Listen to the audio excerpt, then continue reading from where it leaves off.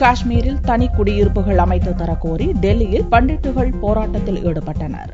பயங்கரவாதிகளின் மிரட்டல் காரணமாக ஜம்மு காஷ்மீரிலிருந்து 25 ஆண்டுகளுக்கு முன் வெளியேறிய பண்டிட்டுகள் எனப்படும் காஷ்மீரத்து இந்துக்களுக்கு காஷ்மீரில் தனி குடியிருப்புகளை அமைக்க மத்திய அரசு திட்டமிட்டுள்ளது. இதற்கு காஷ்மீரின் பிரதான எதிர்க்கட்சியான தேசிய மாநாட்டு கட்சியும் பிரிவினைவாத அமைப்புகளும் எதிர்ப்பு தெரிவித்து போராடி வருகின்றன.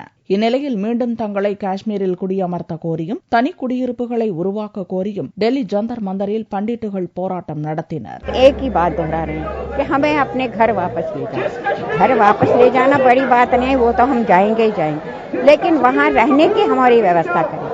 तो सबको पता है कि वहाँ के घर हमारे खाक हो चुके हैं, हमारा कोई जगह पे नहीं, वहाँ कहाँ रहेंगे? टेंटों में तो नहीं रह सकते। तो हमारे लिए कॉलोनियाँ नहीं बनाए, जैसे फारूक अब्दुल्ला ने मुसलमानों के लिए जम्मू में अलग कॉलोनी बनाई थी उनके माइग्रेंटों के लिए, तो इसी तरह मोदी भी हमारे लिए बना सकते हैं।